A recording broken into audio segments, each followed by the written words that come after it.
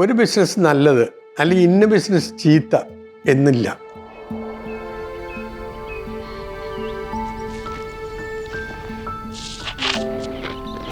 എന്ത് ജോലിയും 100% അതിനകത്ത് ഇൻവോൾവ് ചെയ്താൽ സക്സസ്ഫുള്ളായിട്ട് കൊണ്ടുനടക്കാൻ പറ്റും എന്നുള്ളതാണ് എൻ്റെ ജീവിതത്തിൽ നിന്നുള്ള എൻ്റെ അനുഭവം. Science is more advanced, you can use it. പക്ഷെ നമ്മൾ ചെയ്യുന്ന കാര്യങ്ങളിൽ റിസ്ക് വേണം. ആ ചലഞ്ച് നമ്മൾ ഏറ്റെടുക്കുക. ലോകം നോക്കിക്കാണുന്നത് നാച്ചുറലായിട്ടുള്ള ഓൾട്ടർനേറ്റീവ്സിനാണ് ഫോർ ദി കമ്മിങ് ഫ്യൂച്ചർ.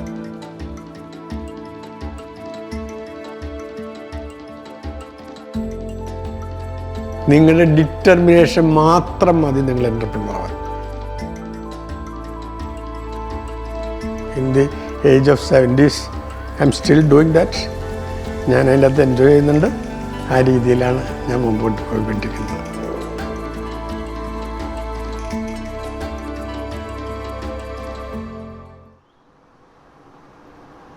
എൻ്റെ പേര് Kunjachan. I am the managing director of Arjuna natural private limited.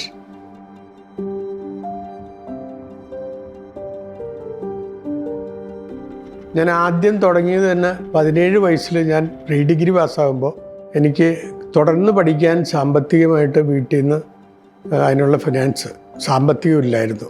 ഞാൻ നല്ല മാർക്ക് കിട്ടി പ്രീ ഡിഗ്രി പാസ്സായ ആളാണ്. അപ്പോൾ പിന്നെ എനിക്കൊന്നും ആലോചിക്കേണ്ടി വന്നില്ല. For to immediate survival for my എന്താ പറയുക minimum bread and butter I have to do something from the very next day onwards. പഠിക്കാൻ പറ്റില്ല എന്ന് മനസ്സിലായപ്പോൾ അപ്പോൾ അതിന് എനിക്ക് ഏറ്റവും എന്ന് പറഞ്ഞാൽ കയ്യിൽ ഇൻവെസ്റ്റ്മെൻ്റ് ഒന്നും ഇല്ലാതെ ചെയ്യാൻ പറ്റിയ ഒരു കാര്യം ഉണ്ടായിരുന്നത് പത്രം വിതരണമായിരുന്നു. അങ്ങനെയാണ് ഞാൻ എൻ്റെ ജീവിതത്തിൽ ജോലി ആരംഭിക്കുന്നത്. അത് പത്രം വിതരണം ചെയ്യുക. കാലത്തെ വെളുപ്പിന് 4:30 എഴുന്നേറ്റ് 8 കിലോമീറ്റർ സൈക്കിൾ വെട്ടി പോയി കഴിഞ്ഞാൽ ആ പത്രം കിട്ടുള്ളൂ. പത്രം കിട്ടിക്കഴിഞ്ഞ് കഴിഞ്ഞാൽ അത് വില്ലേജിൽ, ഞങ്ങളുടെ വില്ലേജാണ്, ആ വില്ലേജിൽ എല്ലാ സ്ഥലത്തും വിതരണം ചെയ്തൊരു 11 മണിയാകുമ്പോൾ തീരും. ആ തൊഴിൽ ഞാനൊരു 2 വർഷം കൊണ്ട് നടന്നു. ഞാൻ തുടങ്ങിയത് 30 പത്രം കൊണ്ടാണ് തുടങ്ങിയത്. പക്ഷെ ഞാൻ അതിൻ്റെ അകത്ത് ഏറ്റവും കൂടുതൽ ഇൻവോൾവ് ചെയ്ത് അത് ഞാൻ ഒരു വർഷം കൊണ്ട് 250 പത്രമാക്കി. 250 വരിക്കാരെ ഞാൻ ഉണ്ടാക്കിയെടുത്തു. അങ്ങനെ 250 വരിക്കാരെ കൊണ്ട് കുറച്ച് നാൾ നീങ്ങി കഴിഞ്ഞപ്പോഴും എനിക്ക് മനസ്സിലായി ഇതുകൊണ്ട് ജീവിക്കാൻ പറ്റില്ല, ജീവിക്കാനുള്ളൊരു ഇൻകം ഉണ്ടാകില്ല എന്നെനിക്ക് മനസ്സിലായി.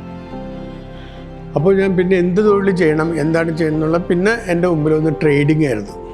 ട്രേഡിംഗ് എന്ന് പറയുന്നത് ഞങ്ങളുടെ നാട്ടിൽ, ഞാൻ ജീവിച്ച് വളർന്ന നാട്ടിൽ ഏറ്റവും ഒരു അഗ്രികൾച്ചർ വില്ലേജായിരുന്നു. നെൽകൃഷി മറ്റുള്ള ബാക്കിയുള്ള കൃഷികളൊക്കെ ഉള്ള.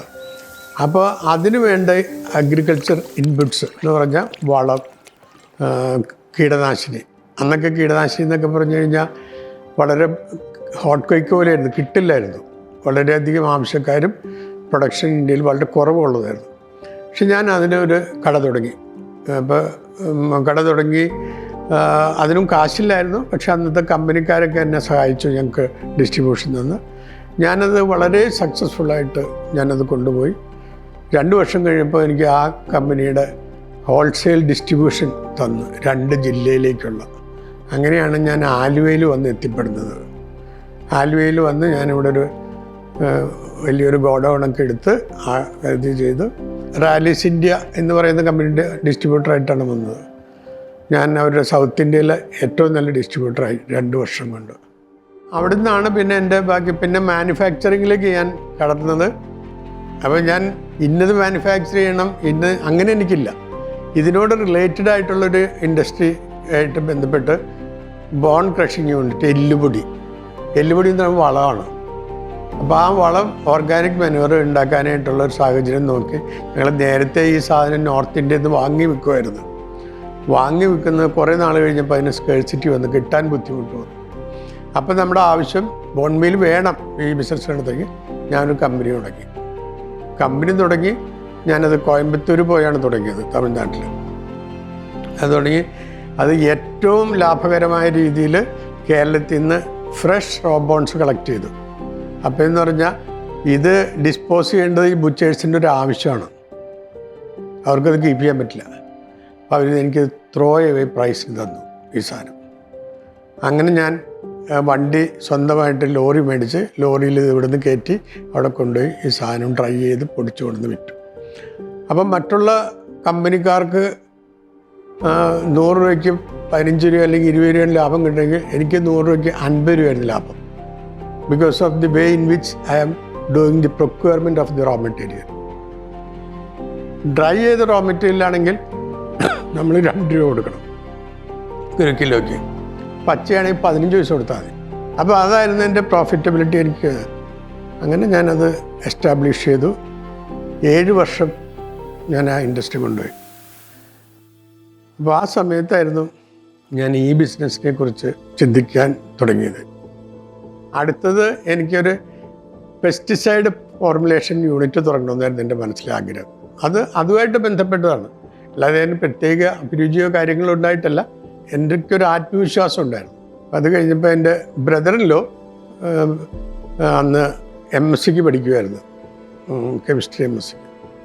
അപ്പോൾ അദ്ദേഹം എന്നോട് പറഞ്ഞങ്ങനെ പുള്ളിക്ക് സ്വന്തമായിട്ട് എന്തെങ്കിലും ഒരു ഇൻഡസ്ട്രി, ഇത് റിലേറ്റഡ് ആയിട്ടുള്ള ഇൻഡസ്ട്രി തുടങ്ങണമെന്നാണ്. ബട്ട് പുള്ളിയുടെ ഫാമിലിയിൽ ഈ ഇൻഡസ്ട്രി ആയിട്ട് റിലേറ്റഡ് ആയിട്ടുള്ള ആരുമില്ല. അപ്പോൾ ഞാൻ പറഞ്ഞു എൻ്റെ ഫാമിലിയിലും ഇല്ല, ഞാൻ I am the first generation entrepreneur. അങ്ങനെ തുടങ്ങി. എന്താണ് കാര്യം ചോദിച്ചപ്പോൾ പറഞ്ഞു, നമ്മൾ ഇതിൽ നിന്ന് കിട്ടുന്ന ഒരു എസെൻഷ്യൽ ഓയിലാണ്, ഫ്ലേവർ പാർട്ട് ഓഫ് സ്പൈസസ്. അത് എക്സ്ട്രാക്ട് ചെയ്തിട്ട് എക്സ്പോർട്ട് ചെയ്യണം, നോ ഇന്ത്യൻ മാർക്കറ്റ്. അപ്പോൾ ശരിക്കും അതൊരു ചലഞ്ചാണല്ലോ. അതുവരെ എനിക്ക് ഇൻ്റർനാഷണൽ മാർക്കറ്റിലോ അതിനെക്കുറിച്ചൊന്നും അറിയില്ല. അപ്പോൾ പക്ഷേ ഞാൻ അതിൻ്റെ പോസിറ്റീവ് സൈഡാണ് മനസ്സിലാക്കിയത്. അങ്ങനെ ഒരു സാധനം പുറത്ത് വിൽക്കാൻ പറ്റിയ, I can travel the whole worlds. എനിക്ക് അമേരിക്കയിൽ പോകാം, ജർമ്മനിയിൽ പോകാം, ജപ്പാനിൽ പോകാം. അതെൻ്റെ ഒരു ഡ്രീമായിരുന്നു. അപ്പോൾ അതിനു വേണ്ടി എത്ര ബുദ്ധിമുട്ടാനും ഞാൻ തയ്യാറായിരുന്നു. ഒരു കാര്യം ചെയ്യണമെന്ന് നമ്മൾ വിചാരിച്ചാൽ അതൊക്കെ അവധിക്ക് വയ്ക്കുന്ന സ്വഭാവം എനിക്കില്ല. ഇന്നാണ് വിചാരിക്കണമെങ്കിൽ അത് ഇന്നലെ ചെയ്യണം, അതാണ് എൻ്റെ സ്വഭാവം. അപ്പോൾ ആ രീതിക്ക് ഞാൻ ഇമ്മീഡിയറ്റായിട്ട് മറ്റേ ഗവൺമെൻറ്റിൻ്റെ ലാൻഡ് അന്വേഷിച്ച് അവിടെ ബിൽഡിങ് മേടിച്ച് ഒക്കെ ചെയ്യണം. It will take another 1 year or 2 years. ഞാൻ പഴയ കമ്പനികൾ പൂട്ടിക്കിടക്കുന്ന കമ്പനികളുണ്ടോ വിൽക്കാനുണ്ടോ എന്ന് അന്വേഷിച്ച് അങ്ങനെ ഞാൻ പൂട്ടിയിട്ട കമ്പനികളുടെ മുമ്പിൽ കിടി നടന്ന് അവസാനം ഒരു കമ്പനി സെറ്റിൽ ചെയ്ത് അവിടുന്ന് ഈ തീരുമാനം വന്നതിന് ശേഷം 2 മാസം കഴിഞ്ഞപ്പോഴത്തേനും കമ്പനി കൈ കിട്ടി. ഞങ്ങളത് ബാക്കി കാര്യങ്ങളൊക്കെ ചെയ്ത് വിത്തിൻ അനദർ 3-4 months ഞങ്ങളവിടെ പ്രൊഡക്ഷനുള്ള പരിപാടികളൊക്കെ തുടങ്ങി. ഞങ്ങളുടെ 90% പ്രൊഡക്ഷനും സ്റ്റേറ്റിന് വെളിയിലാണ്. മെയിനായിട്ട് ഞങ്ങൾക്ക് തമിഴ്നാട്ടിലാണ്. ഞങ്ങളുടെ 4 യൂണിറ്റ് അവിടെയുണ്ട്, 3 യൂണിറ്റ് അവിടെയുണ്ട്. പിന്നെ ഒരു യൂണിറ്റ് മൈസൂർ, അത് ഞങ്ങളുടെ ഒരു ഫ്രാഞ്ചൈസി യൂണിറ്റാണ്. അപ്പം ആദ്യം ഞങ്ങൾ എടുത്തത് നമ്മുടെ കടുകിലെ ഒരു ഓയിലാണ്. അതിൽ ഫ്ലേവറിങ് ഓയിലുണ്ട്. അത് 1 ടണ്ണിൽ നിന്ന് 1000 കിലോ പ്രോസസ് ചെയ്താൽ 5 കിലോ കിട്ടുള്ളൂ. It's so expensive. അപ്പോൾ ഇതിൻ്റെ മാർക്കറ്റ് ഉറപ്പായിട്ടും അമേരിക്കയും യൂറോപ്പും ഒക്കെയാണ്. അപ്പോൾ ഇത് ആരെങ്കിലും ഇതിനു മുമ്പ് ഉണ്ടാക്കിയിട്ടുണ്ടോ എന്ന് അന്വേഷിച്ചപ്പോൾ ഇന്ത്യയിൽ ആരും ഉണ്ടാക്കിയിട്ടില്ല. ലോകത്തിൽ തന്നെ ഒരു കമ്പനിയെ ഈ സാധനം ഇത് നാച്ചുറലായിട്ട് ഉണ്ടാക്കിയിട്ടുണ്ട്. അപ്പോൾ അതിൻ്റെ ഹഡിൽസോ ബുദ്ധിമുട്ടുകളോ ഒന്നും നമ്മുടെ മനസ്സിൽ കയറുന്നില്ല. നമുക്ക് വിൽക്കാൻ പറ്റണം. അങ്ങനെ ഞങ്ങളിത് ചെയ്ത് ഞങ്ങൾ സ്പൈസസ് ബോർഡിൽ പോയി. സ്പൈസ് ബോർഡ് കടുകെന്ന് പറഞ്ഞാൽ സ്പൈസായിട്ടാണ് കളക്ട്. അതിൻ്റെ സ്പൈസ് ബോർഡിൽ പോയി അവിടുന്ന് കുറേ അഡ്രസ്സും കാര്യങ്ങളൊക്കെ കളക്ട് ചെയ്ത് ഞാൻ ഇതിൻ്റെ കൂടെ പുറത്തേക്ക് കമ്മ്യൂണിക്കേഷൻ കാണും. അപ്പോൾ ബ്രദറിലോ he's a very highly determined guy in the R&D. അപ്പോൾ അതിൻ്റെ എല്ലാ കാര്യങ്ങളും പുള്ളി രാവും പകലും ഉറക്കമൊളിച്ചിരുന്നാണ് ഇത് ചെയ്തത്. കാരണം നമുക്ക് ഇതിൻ്റെ ഒരു സാമ്പിൾ കിട്ടാനില്ല. ഇത് ഇന്ന പോലെ ഇരിക്കും, ഇന്നതാണെന്ന് കമ്പയർ ചെയ്യാൻ പോലും പറ്റില്ല. അപ്പോൾ എല്ലാം പുള്ളിയുടെ ഭാവനയെന്ന് വരണം. ഇതെങ്ങനെയായിരിക്കും ഈ പ്രോഡക്റ്റ്, എന്തായിരിക്കും. കുറച്ച് ബുക്കിലെ കുറച്ച് റെഫറൻസുകൾ മാത്രമേ ഉള്ളൂ. ഇതിൻ്റെ സ്മെല്ല് ഇന്നതായിരിക്കും, ഇതിൻ്റെ കളർ ഇന്നതായിരിക്കും. ബട്ട് ബേസിക്കലി നമുക്ക് കാണാൻ പറ്റില്ല. That he has to do. പുള്ളി 100% ഡിറ്റർമിൻഡ് ആയിട്ട് അതിൻ്റെ പിറകെ നിന്ന് ആ പ്രോഡക്റ്റ് ഡെവലപ്പ് ചെയ്ത് ആദ്യമായിട്ട് ഞങ്ങൾ വിൽക്കാൻ ശ്രമിച്ചു. അത് കഴിഞ്ഞപ്പോഴാണ് ശരിക്കും ഈ പ്രോഡക്റ്റിൻ്റെ ഞങ്ങൾ ഈ സ്പൈസിൻ്റെ ഓയിൽസും ഒലിവർസിൻസ് എന്നൊക്കെ പറയുന്നത് ഇതിൻ്റെ റിലേറ്റഡ് പ്രോഡക്റ്റാണ്. But always Benny and myself things to do something new. ആരും ഉണ്ടാക്കാത്ത പ്രോഡക്റ്റ് ഉണ്ടാക്കുക. അങ്ങനെ ഉണ്ടാക്കിയാലേ നമുക്ക് അതിനൊരു എന്താ പറയുക, ഒരു ഐഡിയ, ഒരു ഇത് കിട്ടും. അങ്ങനെയാണ് ഞങ്ങൾ ഫുഡ് സപ്ലിമെൻ്റ് എന്ന് പറയുന്ന ഏരിയയിലേക്ക് മാറിയത്. ഒരുപാട് സപ്ലിമെൻറ്റ്സ് നമുക്ക് ആവശ്യമുണ്ട്. Vitamins, minerals.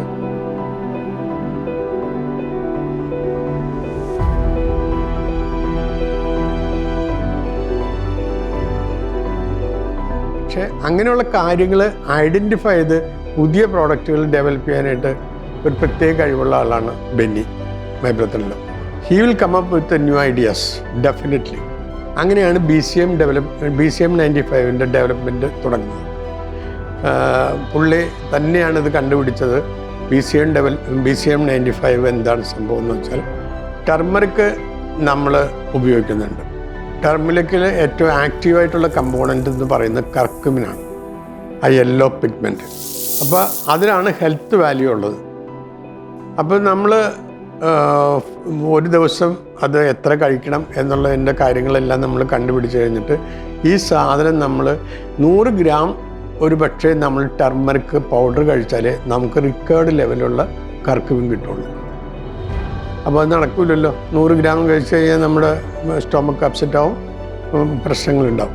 അപ്പോൾ പിന്നെ എന്ത് ചെയ്യുക, അടുത്ത് നെക്സ്റ്റ് ആ കർക്കുമിനായിരുന്നു ഐസൊലേറ്റ് ചെയ്യുക, എക്സ്ട്രാക്ട് ചെയ്തെടുത്തു കഴിഞ്ഞാൽ നമുക്കത് ആ രീതിയിൽ 2 ഗ്രാം ഉപയോഗിക്കാൻ പറ്റും. ഈ 2 ഗ്രാം ഉപയോഗിക്കുമ്പോഴുള്ള പ്രശ്നം എന്ന് വെച്ച് കഴിഞ്ഞാൽ ഈ സാധനം ബയോ അവൈലബിൾ ആവണം. അവിടെയാണ് ചോദ്യം. ടർമറിക്ക് കഴിക്കുമ്പോൾ ഓക്കെ, നമ്മൾ 2 മണിക്കൂർ കഴിഞ്ഞ് ബ്ലഡ് ടെസ്റ്റ് ചെയ്താൽ ക്വാണ്ടിഫൈ ചെയ്യാം നമുക്ക് ഇത്ര ഗ്രാം ടർമറിക്ക് നിങ്ങളുടെ ബ്ലഡിലുണ്ട്. പക്ഷേ ഇത് എക്സ്ട്രാക്ട് ചെയ്തെടുത്ത് നമ്മൾ ചെയ്യുമ്പോൾ ഇത് ബ്ലഡിലേക്ക് വരുന്നില്ല, ഇതിൻ്റെ ബയോ അവൈലബിലിറ്റി നഷ്ടപ്പെടുന്നു. അപ്പോൾ something else from turmeric is accelerating the absorption of curcumin. അതെന്താണെന്നുള്ളത് പുള്ളി കണ്ടുപിടിച്ചു. ആ കാര്യത്തിന് പുള്ളിക്ക് ഒരു സയൻറ്റിഫിക് ടീമും ഉണ്ടായിരുന്നു പുള്ളീനെ കൂടുതൽ സഹായിക്കാൻ വേണ്ടിയിട്ട്. ഒരു ഡോക്ടർ റാവു, അദ്ദേഹം മരിച്ചുപോയി, പിന്നെ മെറീന, ഇവരെല്ലാവരും കൂടിയിരുന്നാണ് ഇത് അവസാനം കണ്ടുപിടിച്ചത്. ആദ്യം നമ്മളത് ഈ ആനിമലിൽ ടെസ്റ്റ് ചെയ്യും, എന്നിട്ട് എഫിക്കസി നോക്കും. എഫിക്കസി നോക്കിയിട്ട് എഫിക്കസി നമുക്ക് മനസ്സിലാക്കി കഴിയുമ്പോൾ അത് നമ്മൾ കൊടുത്ത് അതിന് ടോക്സിസിറ്റി നമ്മൾ പഠിക്കും. ടോക്സിസിറ്റി കുഴപ്പമില്ലെങ്കിൽ അത് കഴിഞ്ഞിട്ടാണ് പിന്നെ നമ്മൾ ക്ലിനിക്കൽ സ്റ്റഡിക്ക് പോകുന്നത്. അത് എസ്റ്റാബ്ലിഷ്ഡായി ഇന്നും ലോകത്തിൽ ഏറ്റവും കൂടുതൽ branded bioavailable bioactive curcumin വിൽക്കുന്നത് BCM 95 ആണ്.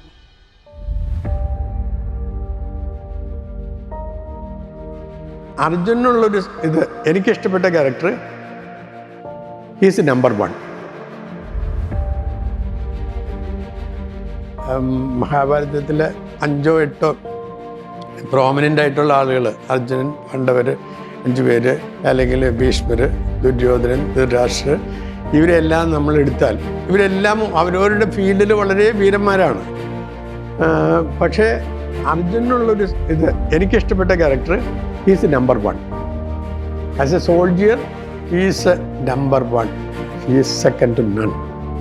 പിന്നെ രണ്ടാമത്തെ, ഈ മഹാഭാരതത്തിലും നമ്മൾ ഇൻഡിവിജ്വലായിട്ട് ഓരോ ക്യാരക്ടേഴ്സിനെ നോക്കുമ്പോഴും അവർ അത്യാവശ്യം തെറ്റുകളൊക്കെ ചെയ്തിട്ടുണ്ട്. അപ്പോൾ അതിന് പറയും ധർമ്മം ജയിക്കാനാണ്, അതിന് വേണ്ടിയിട്ടാണ് ചെയ്യണത്, അപ്പോൾ അത് നള്ളിഫൈ ചെയ്ത് പൊക്കോളും എന്ന് പറയും. അതാണ് ഇവർ പറയുന്ന ന്യായം. പക്ഷേ തെറ്റ് അർജുനൻ ചെയ്തിട്ടുണ്ട്. പക്ഷേ ഏറ്റവും റിലക്റ്റൻ്റ് ആയിട്ടുള്ള ഒരാളാണ് പുള്ളി തെറ്റ് ചെയ്യാനായിട്ട്. തെറ്റ് ചെയ്യാതിരിക്കാൻ പുള്ളി പരമാവധി ശ്രമിക്കും. അപ്പോൾ he's number 1 in his profession. അതാണ് എൻ്റെ ഏറ്റവും വലിയ അട്രാക്റ്റീവ് പോയിന്റ്. മുകളിലേക്ക് ഇരിക്കുന്ന കിളീനെ താഴത്ത് ഷാഡോ കണ്ടിട്ട് അമ്പെയ്ത് വീഴ്ത്തി. അപ്പോൾ എത്ര ഫോക്കസ്ഡ് ആണെന്നുള്ളത്. അപ്പോൾ ആ ക്യാരക്ടേഴ്സാണ് എനിക്ക് അർജുനോട് താല്പര്യം തോന്നിയത്.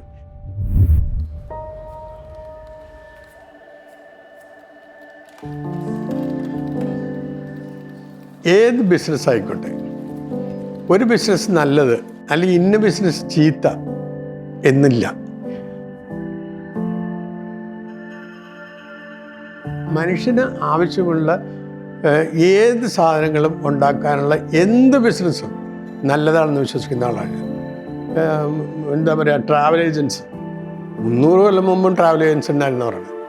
അപ്പോൾ ട്രാവൽ ഏജൻസി സാച്ചുറേറ്റ് ചെയ്ത് പോയി ഇന്നിപ്പോൾ അതിന് സ്കോപ്പില്ല എന്ന് പറയാൻ പറ്റും? ഇല്ല. ആ ട്രാവൽ ഏജൻസി പുതിയ അവന്യൂസ് കണ്ടുപിടിക്കുകയാണ്. അതാണ് R&D എന്ന് പറയുന്നത്. R&D എല്ലാ ഇൻഡസ്ട്രിക്കും ഉണ്ട്. Not only for our R&D. ഞങ്ങളുടെ R&Dയിൽ 35 പേരോളം വർക്ക് ചെയ്യുന്നുണ്ട്. മെഡിക്കൽ ഡോക്ടേഴ്സുണ്ട്, മറ്റ് വെറ്റിനറി ഡോക്ടേഴ്സുണ്ട്, PhD-കാരുണ്ട്, പിന്നെ സീനിയർ സയൻറ്റിസ്റ്റ്. അപ്പോൾ അത് ഞങ്ങളുടെ ഇൻഡസ്ട്രി റിലേറ്റഡ് ആയിട്ടുള്ള R&D ആണ്. എന്തെല്ലാം തരത്തിലുള്ള പുതിയ പുതിയ അവന്യൂസ് ഉണ്ട്. നമുക്കതിൽ വർക്ക് ചെയ്യാം, ഡെവലപ്പ് ചെയ്യാം, സെൽഫ് എൻ്റർപ്രനർ ആവാം, 10 പേർക്ക് ജോലി കൊടുക്കാം. ഞാനന്ന് പത്രം കൊടുത്ത് തന്നെ നടത്തുന്നത്. ഇന്നിപ്പോൾ 500 പേര് പെർമനൻ്റ് എംപ്ലോയീസ് ഉണ്ട് ഞങ്ങളുടെ കൂടുതൽ. അപ്പോൾ ഞാൻ പത്രം കൊടുത്തിരുന്നത് അത് തന്നെ കൊടുത്തിരുന്നെങ്കിൽ ഞാൻ മാത്രമല്ലേ ജോലിക്കാരനാവുള്ളൂ. ഇന്ത്യയിൽ മൊത്തത്തിൽ ഇന്ന് ജോലി കൊടുക്കുന്നത് പ്രൈവറ്റ് സെക്ടറിൽ ഫാമിലി ഓൺഡ് ബിസിനസ്സാണ് 70% എംപ്ലോയ്മെൻറ്റ് പ്രൊവൈഡ് ചെയ്യുന്നത്. അപ്പോൾ ഒരു സ്വന്തമായിട്ട് നമ്മളൊരു ബിസിനസ് തുടങ്ങിയാൽ നമ്മുടെ ജീവിതം മാത്രമല്ല, എത്ര പേരും അതുമായിട്ട് റിലേറ്റഡ്, അതിൽ നമ്മൾ സന്തോഷം കണ്ടെത്താൻ ശ്രമിക്കണം. 500 പേർക്ക് ഞാൻ എംപ്ലോയ്മെൻറ്റ് കൊടുക്കുന്നു. It's not a easy thing. നമ്മൾ ചിന്തിക്കുമ്പോൾ ആ രീതിയിൽ ചിന്തിച്ചാൽ അതും നമ്മളത് സന്തോഷിക്കാനുള്ള വകയായിട്ട് നമ്മൾ കണ്ടെത്തും. തലപ്പത്തിരിക്കുന്ന ആൾക്ക് നല്ല ക്ഷമ വേണം. ഒരിക്കലും നമ്മുടെ ഈഗോ അല്ല വലുത്, നമ്മുടെ ഇൻഡസ്ട്രിയാണ് വലുത്. നമ്മുടെ മോട്ടോ എന്ന് പറഞ്ഞാൽ നമ്മുടെ ഇൻഡസ്ട്രി അത് നമ്പർ 1 ആണ്. അതിനു വേണ്ടി ഒരുപാട് വിട്ടുവീഴ്ചകൾക്ക് നിങ്ങൾ തയ്യാറായാൽ ഒരു പ്രശ്നവും ഉണ്ടാവില്ല. അത് നമ്മുടെ അടുത്ത തലമുറയിനെ അതേ രീതിയിൽ നിങ്ങൾ പഠിപ്പിച്ചെടുക്കണം. 35 വർഷം ഞങ്ങൾ തുടങ്ങിയിട്ടുണ്ട്. So far V R continuing without having any problem. എൻ്റെ മകൻ പറഞ്ഞിട്ടുണ്ട്, ബ്രദറിലൂടെ 2 മക്കൾ, അവർ ഒരാൾ ഡോക്ടറാണ്, മെഡിക്കൽ ഡോക്ടറാണ്, the other guy is in biotechnology. എൻ്റെ മകൻ കെമിക്കൽ എഞ്ചിനീയറാണ്. So they are in the appropriate studies അവർക്കുണ്ട്. അവരെ നമ്മൾ ട്രെയിൻ ചെയ്യണം, ഏത് വിധത്തിലായിരിക്കണം. ഈഗോയാണ് വലുതെന്ന് തോന്നി കഴിഞ്ഞാൽ ഇത് പൊളിഞ്ഞു പോകും. ഈ എന്താണ് എൻ്റർപ്രണർഷിപ്പ് അല്ലെങ്കിൽ കോളേജുകളിൽ MBA-ക്ക് അടക്കമൊക്കെ ഞാൻ ക്ലാസ് എടുക്കാൻ പോകാറുണ്ട്. ഞാൻ പറയുന്നത് എൻ്റെ കാര്യങ്ങൾ, എൻ്റെ അനുഭവങ്ങൾ ഞാൻ അവരോട് പറഞ്ഞു. അപ്പം നിങ്ങളൊരു എൻ്റർപ്രണർ ആവുക എന്ന് പറഞ്ഞു കഴിഞ്ഞാൽ നിങ്ങൾക്ക് എൻ്റെ ഇൻവെസ്റ്റ്മെൻറ്റ് ആകെ എന്താ വേണ്ടേ? അപ്പോൾ പലരും പറയും കാശ് വേണം. പിന്നെ ഒന്നും വേണ്ട, നിങ്ങളുടെ ഡിറ്റർമിനേഷൻ മാത്രം മതി നിങ്ങൾ എൻ്റർപ്രണർ ആവാൻ. 110 രൂപ കൊടുത്താൽ ആദ്യമായിട്ട് ഒരു വാഹനം മേടിച്ചത് എന്ന് പറയുന്നത് സൈക്കിള്, ഒരു സെക്കൻഡ് ഹാൻഡ് സൈക്കിള്. അത് മാത്രമായിരുന്നു പത്രം കൊടുക്കാനുണ്ടായിരുന്ന എൻ്റെ ഇൻവെസ്റ്റ്മെൻറ്റ്. എനിക്ക് എൻ്റെ അമ്മ തന്ന കാശാണ്, വേറെ ഒരു ഇൻവെസ്റ്റ്മെൻറ്റും ഉണ്ടായിരുന്നില്ല. From there I came up to this level. അപ്പോൾ കാശ് വേണം എന്ന് പറയുന്നതിനോട് ഞാൻ യോജിക്കില്ല. നിങ്ങൾ ഡിറ്റർമിൻഡ് ആണോ, ഞാൻ ഇന്ന കാര്യം ചെയ്യും, no need of your own money. പക്ഷെ നമ്മൾ എന്ത് ജോലി, എന്ത് ഇൻഡസ്ട്രി ചെയ്താലും, എന്ത് കച്ചവടം ചെയ്താലും എപ്പോഴും അതിനകത്ത് പുതുമ കൊണ്ടുവരാനായിട്ട് ശ്രമിക്കണം. പുതുമ കൊണ്ടുവരാൻ ശ്രമിക്കുന്നവർക്ക് ഒരു ബുദ്ധിമുട്ടുണ്ടാവില്ല ഇന്നത്തെ കാലത്ത് ചെയ്യാനായിട്ട്. ഞങ്ങളൊക്കെ ഇൻഡസ്ട്രി തുടങ്ങുന്ന സമയത്ത് 35 വർഷം മുമ്പ് ആകെപ്പാടെയുള്ള കമ്മ്യൂണിക്കേഷൻ സിസ്റ്റം എന്ന് പറഞ്ഞാൽ ടെലക്സാണ്, അല്ലെങ്കിൽ എഴുത്തെഴുതുക. ഇന്നോ സെൽഫോണുണ്ട്, അല്ലെങ്കിൽ ഇമെയിലുണ്ട്. ഫ്രാക്ഷൻ ഓഫ് എ സെക്കൻഡിൽ നിങ്ങൾക്ക് എന്ത് ഇൻഫർമേഷൻ വേണമെങ്കിലും ഗൂഗിൾ ചെയ്താൽ കണ്ടുപിടിക്കാൻ പറ്റും. എല്ലാ സംഗതികളും ഉണ്ട്. Whereas people started 35 years back, nothing was available. പക്ഷെ അതൊന്നും അതൊരു ബുദ്ധിമുട്ടായിട്ട് എനിക്ക് തോന്നിയിട്ടില്ല. നമ്മളുടെ ആവശ്യം എന്ന് പറഞ്ഞാൽ നമ്മളിത് സക്സസ്ഫുള്ളായിട്ട് നടത്തുന്നതിന് വേണ്ട എന്താ ചെയ്യുക, അതിന് അങ്ങനെ നമ്മൾ മുന്നിട്ടിറങ്ങിയാൽ ഒരു ഹർഡിൽസും നിങ്ങളെ തോൽപ്പിക്കില്ല. പക്ഷെ നമ്മൾ ചെയ്യുന്ന കാര്യങ്ങളിൽ റിസ്ക് വേണം. ആ ചലഞ്ച് നമ്മൾ ഏറ്റെടുക്കുക.